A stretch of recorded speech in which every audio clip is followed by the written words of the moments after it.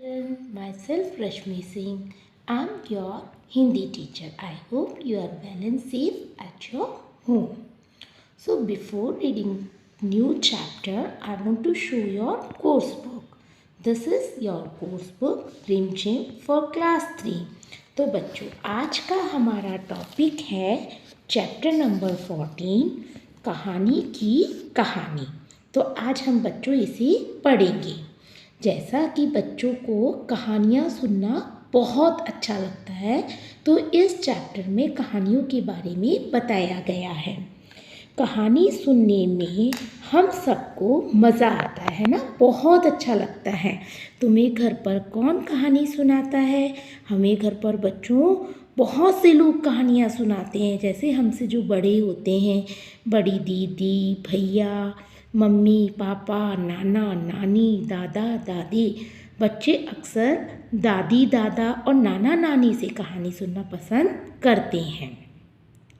किसकी कहानियाँ सबसे अच्छी लगती हैं और किसका सुनाने का तरीका सबसे मज़ेदार है? देखिए, सभी लोग कहानी सुनाते हैं और कहानी सुनाने का सबका तरीका अलग अलग होता है ना। अलग अलग तरीके से, मतलब कोई गा के सुनाता है, तो कोई चेहरे की तरह तरह की मुद्राएं बनाकर सुनाता है। तो कहानी और भी ज़्यादा क्या लगती है बच्चों को? रुचिकर लगती है। बहुत पुरानी बात है, तब भी लोग कहानियाँ सुनते और सुनाते थे। ऐसा नहीं है कि बच्चों को अब अच्छा लगता है कहानी सुनाना। कहानियाँ बहुत पहले से सुनाई जा रही हैं और हम सुनते आ रहे हैं। जैसे राजा रानी, परियों की कहानी, शेर और गीदड़ की कहानी, माँ बाप बच्चे दादी नानी को घेर कर बैठ जाते और बार बार अपनी मनपसंद की कहानी सुनते। बच्चों को अपने बड़ों से सुनना बहुत अच्छा लगता है। बड़े होने पर वे बच्चे अपने बच्चों को कहानी सुनाते, फिर बड़े होकर बच्चे आगे अपने बच्चों को वही कहानियाँ सुनाते। तो बच्चों इसी तरीके से तो कहानियाँ पीढ़ी दर पीढ़ी चलती जाती हैं। हर पीढ़ी में जाती हैं वो कहानियाँ। ऐसा नहीं है कि हमने सुनी है तो पहले किसी ने नहीं सुनी है। वो कहानियाँ कई पीढ़ियों से चली आ रही हैं। इस तरीके से जो ये सिलसिला है, जो ये सिलसिले का मतलब होता है बच्चों क्रम, जो लगातार बढ़ता जाता है, वो आगे इसी तरीके से बढ़ता जाता है। उनके बच्चों के बच्चे, फिर उनके बच्चे के बच्चे उन कहानियों का मज़ा लेते जाते। सुनने और सुनाने से ही कई कहानियाँ आज हम तक पहुँच पाई हैं। जो पहले समय की कहानियाँ थी उन्हें भी हर कोई बच्चा जानता है। वो कैसे होता है बच्चों? पीढ़ी दर पीढ़ी लगातार सुनने सुनाने से वो कहानियाँ आगे बढ़ती जाती हैं। कहानी सुनाने के कई अलग तरीके थे। कोई आवाज़ बदल बदल कर सुनाता, मतलब अभिनय करना, आँखें मटका कर, आँखों को जो है मटका मटका कर, इशारे कर कर कर। कोई हाथों के इशारों से बात को आगे बढ़ाता, कोई गाकर, कोई नाच कर भी कहानी को सजाता। इस तरह ये सारे तरीके बच्चे कहानी सुनाने के हैं। आज भी कई लोग पुरानी कहानियों को नाच गाकर सुनाते हैं। हर जगह नाच के ऐसे कई अलग अलग तरीके हैं। क्या तुम्हारे इलाके में कोई ऐसा कलाकार या कहानी कहने वाला है? मतलब कहानियों को अलग अलग तरीके से कहा जाता है। जैसा कि बच्चों पाठ की शुरुआत में ही मैंने आपको बताया, कहानी को रुचिकर बनाने के लिए कई लोग कहानियों को गाकर बताते हैं, कई आँखों के इशारों से, कोई हाथ के इशारों से, कोई अभिनय कर कर, जैसे नाटक करते हैं जब अभिनय करते हैं ना, इस तरीके से कहानियों को सुनाया जाता है, जिससे कहानियाँ क्या हो जाती हैं?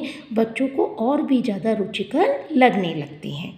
तो बच्चों आइए अब हम आगे का पेज पढ़ते हैं। पंचतंत्र की कहानियाँ सालों से लोग सुनते सुनाते चले आ रहे थे। पंचतंत्र का मतलब क्या है बच्चों? यहाँ पर एक कहानियों की जो किताब है उसका नाम है, जिसको विष्णु शर्मा जी ने लिखा है। तो पंचतंत्र में एक कहानी नहीं है बल्कि बहुत सारी कहानियों का संग्रह पाया जाता है। फिर लोगों ने सोचा क्यों ना इसको लिख कर रख लें, इस तरह भूलेंगे भी नहीं। पहले क्या होता था बच्चों? मुँह से सुनाई जाती थी, लिखने का कोई साधन नहीं था। लेकिन लोगों के मन में ये विचार आया कि यदि हम बोल बोल कर सुनाएंगे तो कहीं ऐसा ना हो कि हम भूल जाएं। तो इसका एक लिखित रिकॉर्ड बनाया गया और जिससे वो संभली भी रह जाएंगी। है ना, कई पीढ़ियों तक हम इजीली उनको हस्तांतरित कर सकेंगे। ऐसी कई कहानियों को एक साथ पोथी में लिख लिया। पोथी मतलब कहानी की किताब, पुस्तक। पोथी मतलब होता है पुस्तक। तो उस पोथी का नाम क्या रखा गया? पंचतंत्र। देखिए किस तरह की होती थी पंचतंत्र, इस तरह की दिखाई देती थी।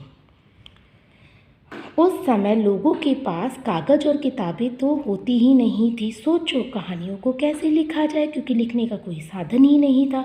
ना तो कागज़ का आविष्कार था, ना ही कलम थी। उस ज़माने में लोग पत्तों पर या पत्थर पर लिखते थे। किस पे लिखते थे बच्चों? या तो पत्तों पर या फिर पत्थर पर लिखते थे। पेड़ की छाल का भी इस्तेमाल किया करते थे। खजूर के बड़े पत्ते देखे हैं, उनको छाया में सुखा लिया जाता था। खजूर जो होता है बेटा, उसके जो पत्ते होते हैं वो काफ़ी बड़े बड़े होते हैं। यदि हम उन पर लिखेंगे, सूखे होते हैं और उन पर लिखेंगे तो वो बीच में दरार आने का डर होता है। तो इसलिए उन पत्तों को तेल से नरम बनाकर फिर उन पर कहानियाँ लिखी जाती थी।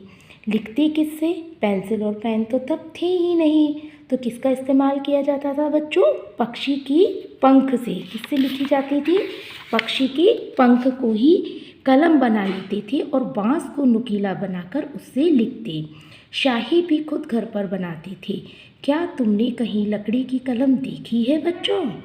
पंचतंत्र की कहानियाँ कई 100 साल पहले लिखी गई थीं। दुनिया भर में ये कहानियाँ पसंद की जाती। पंचतंत्र की कहानियाँ कई 100 साल पहले लिखी जाती थी। तो लकड़ी की कलम के बारे में बच्चों आप जानते ही होंगे। उस समय लकड़ी की कलम का इस्तेमाल किया जाता था। दुनिया भर में ये कहानियाँ पसंद की जाती थी। कई लोगों ने अपनी अपनी भाषा में इस पोथी को लिखा है, मतलब इस पुस्तक को अलग अलग भाषाओं में लिखा है। जैसे अब हम जानते हैं कई भाषाएँ होती हैं। जैसे उड़ीसा में चलने वाली भाषा को क्या बोलते हैं बच्चों? उड़िया। बंगाल में चलने वाली भाषा को बंगाली, और तमिलनाडु में चलने वाली को मराठी, मलयालम, कन्नड़। यहाँ पंचतंत्र की एक कहानी की एक पंक्ति दी गई है। यह पंक्ति कई भाषाओं में लिखी है, जैसा कि आप इस पैराग्राफ के माध्यम से देख सकते हैं। यहाँ पहले संस्कृत में दी गई है, फिर कुछ बंगाली भाषा में लिखा गया है। इस तरीके से अलग अलग भाषाओं में कहानी लिखी गई है, जिसका टॉपिक है सिंह श्रृगाल कथा, शेर और सियार की कथा। इनमें से तुम कौन कौन सी भाषाओं को पहचान पाए? क्या कोई पुरानी पोथी तुमने अपने आसपास देखी है? आज हम इन पुरानी पोथियों को संभाल कर रखते हैं। लोगों ने बहुत मेहनत से इन्हें लिखा है। इनमें कहानियाँ संजोकर यानी सजा कर बचा कर रखी हैं, ताकि आगे वाली पीढ़ी इन्हें आसानी से पढ़ सके, सुन सके। इन्हें तुम अपने बच्चों को भी सुनाओगे और पढ़ाओगे, और इन्हें तुम्हारे बच्चों के बच्चे भी पढ़ेंगे। तो बच्चों, आज का हमारा चैप्टर यहीं समाप्त होता है। मुझे आशा है कि आप सभी को अच्छे से समझ आ गया होगा। अब नेक्स्ट वीडियो में बच्चों हम फिर से एक नया चैप्टर पढ़ेंगे। तब तक धन्यवाद। Have a nice day.